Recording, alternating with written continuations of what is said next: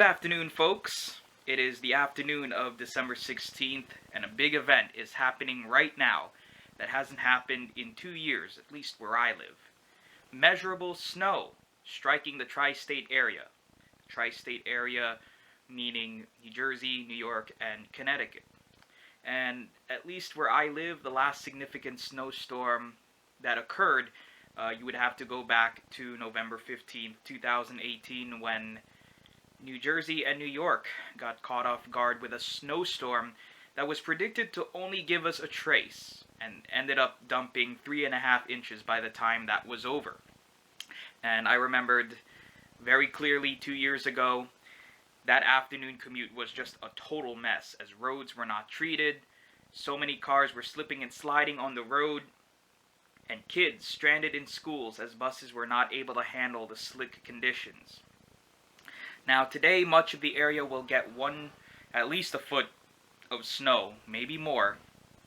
But on the coast of the Jersey Shore, it's a mainly rain event. Most of the precipitation will be rain with some snow. That part of the state's only going to get probably up to 3-4 inches. But where I live, we'll be getting the snowy side of the storm. Contrary to what my parents think, I actually really like the snow, especially around this time of the year. It's rare that we get a treat like this to happen just right before Christmas time. And with all the lights set up around town, it's just a perfect photo op and what will be a nice highlight of what has otherwise been quite a year of attrition. So let me go and to the window just to have you see. Not really much on the ground. Don't know if you could really see the snow, but my car is already starting to have a dusting on there, and that all of that will be turning white by tomorrow morning. Our area. And we have two meteorologists helping track the storm and tallying up the total so far because there's more to come. We begin with Chief Meteorologist Lee Goldberg. He's at the weather wall. Lee? You name it, we have seen it with this storm. It's been really amazing. We had blizzard conditions in LaGuardia for a while. We've had icing bringing down power lines in parts of central New Jersey. Flooding from heavy rain coastal New Jersey. Much of the area has seen 4 to 8 inches of snow, higher totals to the north. And gusts have been over 50 miles an hour along the Jersey Shore, causing power outages. There's the Empire State Building. You barely see it through some moderate snow right now. Northeast wind at about 15. Very cold out there. Heaviest snow right now wraps around from the Catskills into the Hudson Valley, Connecticut, parts of Long Island. After some holes in the radar for an hour or two, seems like we're filling in with pretty good snows around New York City, returning to northern New Jersey, Long Island too, but you're also seeing signs of that mixing we talked about as sleet starts to mix in toward Perth, Amboy, and into parts of, let's say, Howard Beach right near JFK. Now, as our storm right here over the Delmarva starts to curl offshore, we're going to be scraping along this mix line in New York City and the South Shore of Long Island for the next 3 to 5 hours. We'll stay snow to the north, and, part of the city may get into this, maybe not all. That will make the big range in snow totals across New York City. We're going to halt accumulation in parts of Suffolk County and, of course, the Jersey Shore. Then from, let's say, 3 or 4 in the morning to probably 9 in the morning, we get back to accumulating snows. We've been accumulating all night to the north. We can tack on another few inches before it finally winds down midday and into the early afternoon. What does that mean for snow totals? I think much of New York City is going to fall in the 6 to 12 inch range. If we're going to get double digits or close to a foot, it would be upper Manhattan, maybe parts of the Bronx. We get just northwest, we're going to see common foot amounts here, and of course the jackpot still holds here. Catskills, Poconos, Mid-Hudson Valley, and of course lower amounts down the shore. We did curve the 6-inch line into parts of Monmouth and Ocean after that early thump of snow that we got. So the heaviest snow is parking over the northern suburbs overnight. Sleet is mixing in for several hours, New York City south and east, and then we'll all go back to snow before it winds down midday. So we got a long way to go.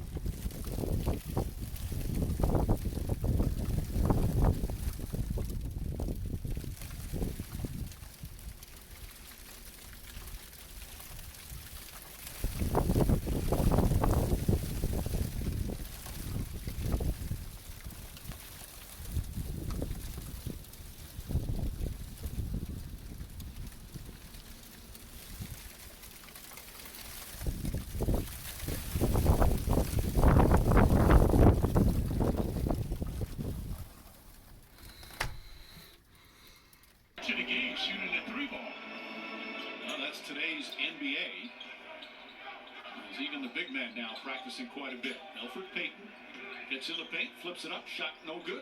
Robinson, the offensive rebound, gets it right back to Payton. Scoop layup off the glass. Nice play from Payton. Payton scooping and hooping, so they need him. He's the key to, I think, to the Knicks being the orchestrator. They need a guy that can break down defenses, dish the ball. He does that well. Okoro with Barrett right up into him. Shot clock down to 8. They're achieving on these Knicks. Well, he hits both free throws there. Knicks up 4 under 2 to play. Damian Dotson gets a good look for 3. Too strong. Rebound deflected out by Wade. A new 14 for Cleveland. This kid has been good tonight, Bolden, but out of his range right there. Mooney with Barrett trying to chase it. Mooney's shot misses. Top and had it. Got it knocked away. Gotta stay up on the Wade. They can't leave him. Entry pass gets into Bolden. Bolden against Mitchell Robinson. Can't get it to fall. Robinson defended it well, and Barrett grabs the rebound. Intimidation by Robinson. See, folks, he didn't go up in the air. Just intimidated with his presence that time. That's what he has to learn to do. Here's Quickly, who is giving the Knicks a real bounce. The rookie from Kentucky. His fellow Wildcat Knox has responded quickly. Go. That's a difficult shot. Dotson would love to stick it to his team right here. Forward team.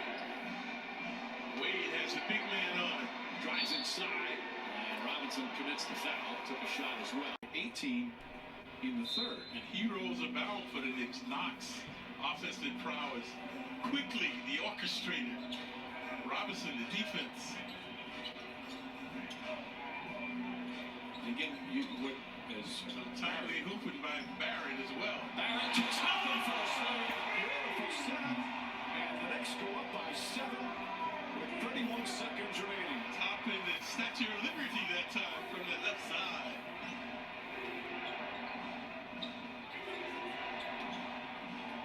Money is slick off the dribble, but he went cold down the stretch. Dotson was not a factor tonight. Dotson back inside Stevens. Stevens ball from behind and jump ball, who was obviously clean. Wins the tip. Knox has it. And Knox to Quickly. And the Knicks, what a comeback here in the fourth quarter. After a dreadful third quarter, they come back and play the best quarter of the preseason. And led by as young a group as Tom Thibodeau. A win at Madison Square Garden for the New York Knicks tonight. Even though it's preseason, it's good to see the Knicks playing back at Madison Square Garden, especially on a night quite like this. Still very windy, very snowy. What's happening outside right now is ice pellets. It's pretty windy and very cold now, and I can just hear the precipitation just hitting the window right now, and I don't know if the camera can pick it up. But anyway, I could not imagine a better scene than the one around me right now. Right now it's 10:12 p.m., right in the middle of this huge winter storm happening right around Christmas time, and as I was thinking about what to say for this next segment, I was listening to Christmas music and I thought, wow, how rare is this opportunity right now to be in the comfort of your warm, cozy home with the Christmas lights illuminating while witnessing Mother Nature blanketing the outdoors with snow. I am definitely going to take plenty of photos tomorrow and Friday. For who knows if we're going to have snow close to Christmas again in New Jersey. But anyway, what I want to talk about now is something that is sadly in danger of becoming extinct. Now, in some ways, you know, for some people it may not matter, but to people like me, I really, you know, definitely have a very high opinion, feel very highly opinionated about this topic. So, again, sadly in danger of becoming extinct, and at least depending on where you live. Snow days. Yes, snow days. It's been a while since I graduated high school, almost 8 years. Actually, almost 9 years to be exact. But the memories of listening to the radio, waking up early in the morning and listening to the radio and watching the news, waiting in bated breath for our school district to be announced that it is closed for the day, is still something that is fresh in my mind. And as someone who's now on the opposite end, being, an instructor, even though I instruct one-on-one music lessons, it does beg the question, are snow days becoming obsolete because of the convenience of virtual lessons? Or should snow days still exist as Mother Nature's way of treating us to having a little bit of fun and relaxation? Just because we have the convenience of remote learning, does that justify permanently abolishing snow days? Well, earlier today I read some articles regarding snow days, and it was very fascinating to see the varying opinions from parents to teachers and the decision-making process of different districts. At one point, I kind of laughed and I thought, gee, I wonder how Floridians or Arizonians think about this debate. Because, the concept of snow days is non-existent in that part of the nation. To sum up, New York City is not going to have any snow days this year. Districts like Mahwah up in North Jersey are keeping snow days, which means no virtual classes as well. So a true traditional snow day. In an effort to encourage kids to have fun, to play in the snow, make snow angels, build a snowman, have snowball fights, go sledding, and have some hot chocolate to top it all off. Connecticut's West Hartford public schools will give snow days for only the first 2 snow days. There's obviously no clear answer, because different regions have different infrastructures and experience winters very differently. Upstate New York, for example, with all the lake effect snow that they experience every year, is not the same as a New York City or a Chicago winter. So, with virtual school here to stay for this winter, and hopefully the vaccine distribution will help to ease the restrictions a little bit this upcoming year, what's the best, and dare I say the C word, compromise? Well, here's my opinion.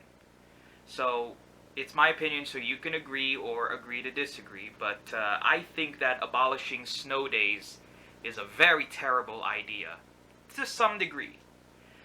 I still think that even with virtual lessons, snow days, the way that they were meant to be done, should continue even after the pandemic subsides. When it comes to winter storms, especially the ice storms, there's always a chance of power outages. If one part of town is out in the dark, or multiple towns, but some other towns have power within the state, then it wouldn't be fair, because students and or teachers who don't have power won't be able to participate in lessons or run the class. Now, if a district really wants to integrate remote learning during inclement weather, then I think that there should be a cap limit as to how many true snow days a district should have. In fact, that's what many districts had prior to the pandemic. They would normally have 4, maybe 5 snow days. And when the number of snow days exceeded the limit, additional school days would be added at the end of June usually. I don't know how other districts do it. I just remember that, that some districts, at least that I could remember, would add days in June to make up for some of the snow days. Well, today, if a school district were to exceed the snow day limit, that's when I think you can have virtual sessions. That's when I think that that would be justified. That way, there would be no need for an extra day to be added in June. It's a clear win-win. If abolishing snow days are just going to be a 2020, 2021 deal because virtual school is the norm at the moment given the pandemic, okay, I'll give that a pass. And that's just me being generous. But to envision a world where snow days are as extinct as the dinosaurs is something that I hope does not come to fruition. Now, Willie, if you will excuse me, it's time for me to kick back, relax, and watch a musical version of A Christmas Carol on this snowy December night. Alright, ladies and gentlemen, about 9:30 in the morning right now, the snow is still coming down. It's pretty heavy, and snowflakes look pretty big here, so closing in on about 10 inches on the ground.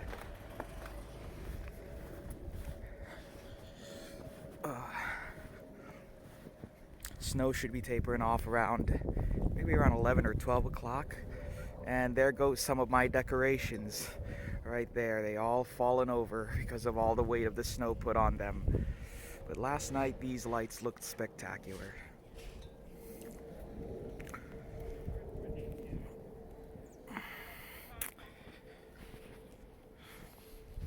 Well, lots of digging to do later today, but I hope you folks enjoyed this episode, this unique episode of the COVID-19 Chronicles. A great snowstorm, a great sight to see, at least for me, given the whole how much this year has just produced so many terrible moments and stuff. So something good to smile at. So thanks for watching, and we'll see you for the next one.